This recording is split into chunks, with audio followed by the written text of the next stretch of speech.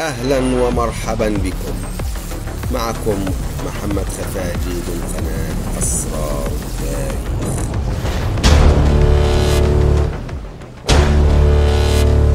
وهنا في هذه الحلقة سنتحدث معا عن بداية الأسرة الخامسة ومؤسسها وفترة الانتقال من الأسرة الرابعة إلى الأسرة الخامسة. وكما تحدثنا لكم في الحلقة السابقة وذكرنا أن بداية الأسرة الخامسة كانت بتاريخ 2504 قبل الميلاد إلى عام 2347 قبل الميلاد. وبداية هذه الأسرة كان الملك أوسر كاف. الملك أوسر كاف ومؤسس الأسرة المصرية الخامسة، حكم لفترة 7 سنوات تقريبا في أوائل القرن الخامس والعشرين قبل الميلاد. شهدت فترة حكم هذا الملك ظهور عبادة الإله رع، إله الشمس، الذي أصبح فعليا إله الدولة في مصر خلال عصر الأسرة الخامسة. ربما كان الملك أوسر كاف أحد كبار كهنة رع قبل صعوده إلى الحكم. وهنا بدأ الملك أوسر كاف في بناء معبد الشمس يعرف باسم معبد نخن رع، يقع اليوم بين قريتي أبو سير وأبو غراب. وبذلك أرسى تقليدا صار عليه خلفاءه من بعده وعلى مدى 80 عاما تقريبا.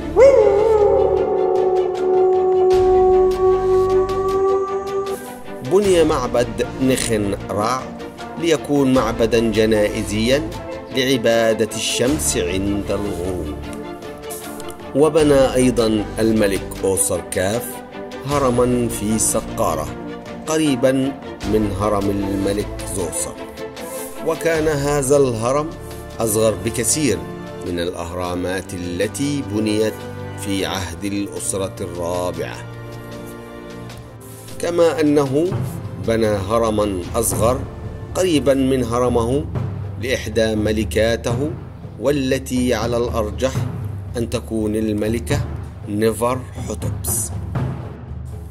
تسجل السجلات الملكية للمملكة القديمة أنه قام بتقديم قرابين من الخبز والأراضي لآلهة مختلفة. بعض هذه القرابين يتوافق مع مشاريع بناء قام بها أشخاص بالنيابة عن الملك أوسر كاف. أما خارج حدود مصر فيعتقد أنه قام بحملة عسكرية كبيرة إلى كنعان والصحراء الشرقية. ويبدو أن التواصل التجاري مع حضارة إيجي كان نشطا في ذلك الوقت.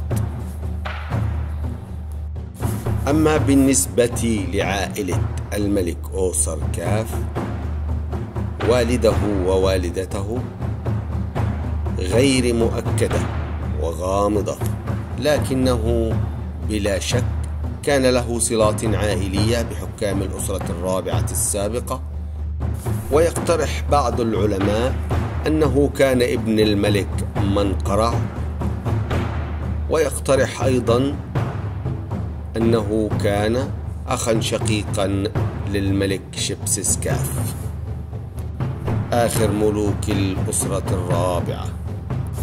أما بالنسبة لوالدته فيقترح أيضا أنها تكون الملكة نفر حتبس، التي اعتبرها بعض علماء المصريات ابنة الملك دجدف رع والملكة حتبحرس الثانية. بالنسبة لأبناء الملك أوسر كاف، أكد العلماء أن الساحورة هو ابن الملك أوسركاف، وهو ثاني ملوك الأسرة الثانية، وأيضا له ابنة تدعى خامات ذكرت في النقوش المكتشفة في مصطبة رئيس الكهنة. وها هي خرطوشة الملك أوسركاف من قائمة ملوك عرابة أبيدوس.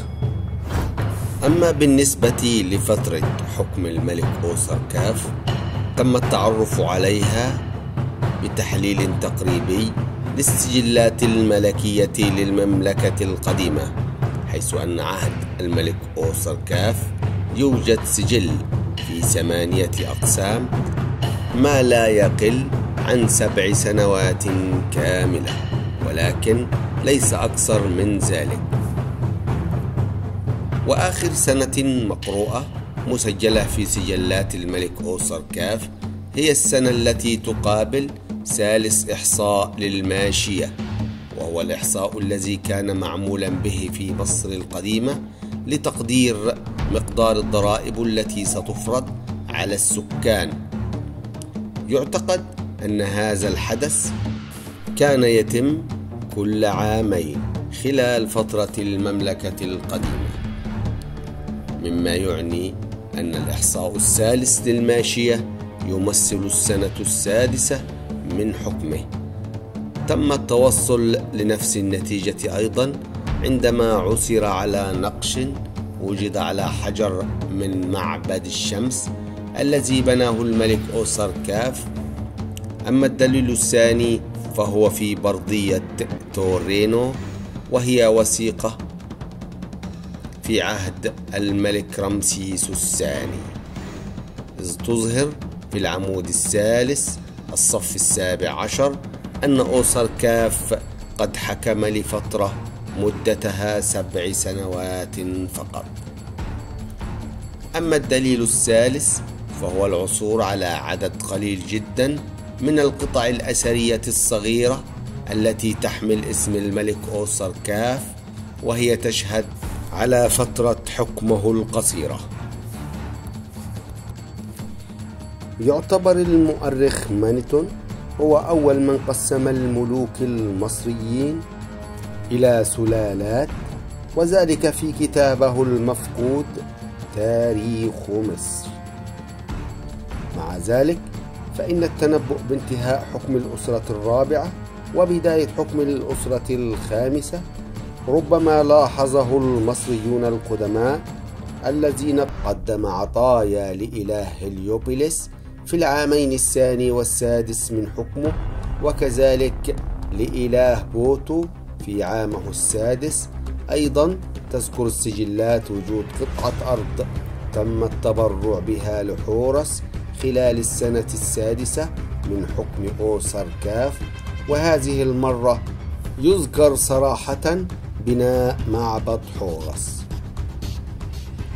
ومن بين الآلهة الأخرى التي كرمها الملك أوسركاف كان الإله رع والإله حتحور، وكلاهما تلقيا عطايا على شكل أرض وثقت في السجلات المصرية القديمة. وعثر أيضا على المزيد من الأدلة على هذه الأنشطة الدينية التي كانت تجرى في ذلك الوقت في مرسوم ملكي في مصطبة المسؤول الإداري نيكا عنخ المدفون في طهنة الجبل في مصر الوسطى. كان أوسركاف كما ذكر في هذا المرسوم يقوم بتقديم العطايا أو إصلاح المعابد من أجل المحافظة على عبادة الآلهة، كما قام أيضا بتنصيب نيكانخ كاهنا لهذه العبادة. أما بالنسبة للأنشطة التجارية والعسكرية للملك أوسركاف، ربما شهد عهد أوسركاف ولادة التجارة المباشرة بين مصر وجيرانها في بحر إيجيه، كما يتضح من سلسلة من النقوش التي عثر عليها في المعبد الجنائزي التي تمثل السفن المنخرطة فيما قد يكون رحلة بحرية. عثر على المزيد من الأدلة على مثل هذه النشاطات التجارية، منها إيناء حجري يحمل اسم معبد الشمس الخاص به، والذي اكتشف في جزيرة كيثير اليونانية. يعتبر هذا الإناء أقدم دليل على وجود النشاطات التجارية بين مصر ودول بحر إيجيه. تظهر الاكتشافات في الأناضول التي يرجع تاريخها إلى عهد الملك منكاو حوركايو والملك جدكارع أن هذه النشاطات استمرت طوال فترة حكم الأسرة الخامسة. وفي جنوب مصر أطلق أوسركاف حملة عسكرية إلى النوبة، بينما أظهرت سجلات المملكة القديمة أنه تلقى جزية من منطقة غير معروفة، إما إنها الصحراء الشرقية أو كنعان، وكانت هذه الجزيرة على شكل قوة عاملة مكونة من زعيم واحد و70 أجنبيا، من المحتمل أنهم نساء، بالإضافة إلى 303 من المتمردين المسالمين المقرر لهم العمل في هرم أوسركاف. ربما كان هؤلاء الأشخاص سجناء من حملة عسكرية أخرى في شرق مصر أو من المتمردين. وأيضا تصور بعض النقوش من معبد أوسركاف الجنائزي قيامه بحملة عسكرية ناجحة ضد البدو الأسيويين الذين يظهرون في النقوش وكأن أوسركاف كان يضربهم. أظهرت النقوش أيضا ما يمكن أن يكون حملة عسكرية بحرية. وأخيرا اكتشفت عدة تماثيل متفرقة لأوسركاف، من بينها تمثال نصفي للإله نس له ملامح تشبه ملامح أوسركاف، عثر عليه في معبد الشمس أبو سير، وهو موجود اليوم في المتحف المصري. يبلغ ارتفاع التمثال 45 سنتيمتر، وقد نحت من الحجر الرمادي.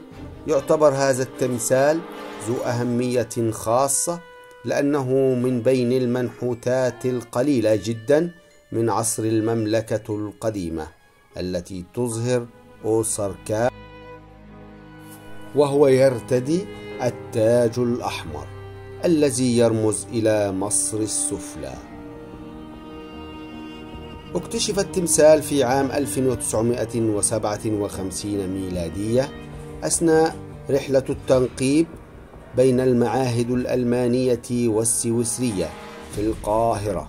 هناك أيضا تمثال رأس آخر يعتقد أنه يعود أيضا للملك أوسركاف، يظهر فيه وهو يرتدي التاج الأبيض الذي يرمز إلى صعيد مصر، وقد صنع من الحجر الجيري الملون، وهو محفوظ اليوم في متحف كليفلاند للفنون.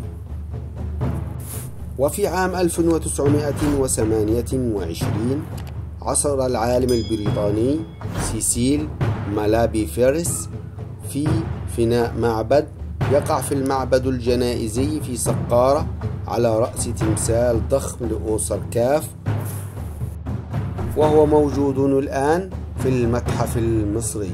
نحت هذا الرأس الضخم من جرانيت أسوان الوردي، ويظهر فيه أوسركاف وهو يرتدي غطاء الرأس الملكي مع صورة لأفعى الكبرى على جبهته، وهو أكبر تمثال رأس باق يرجع تاريخه إلى المملكة القديمة، والتمثال الملكي الضخم والوحيد من هذه الفترة بخلاف تمثال أبو الهول بالجيزة.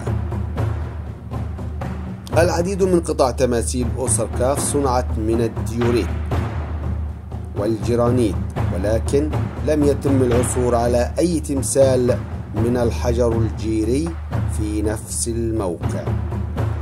يظهر على بعض القطع خرطوش أوسركاف واسم حورس.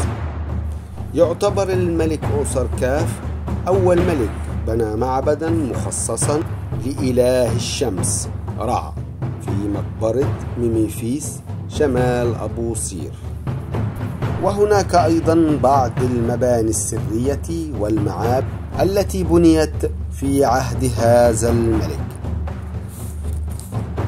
وإلى هنا نكون قد انتهينا من حلقة اليوم، وإلى أن نلقاكم في حلقة جديدة لنتعرف فيها عن هرم الملك أوسركاف وبعض المباني السرية التي بناها. والسلام عليكم ورحمة الله وبركاته.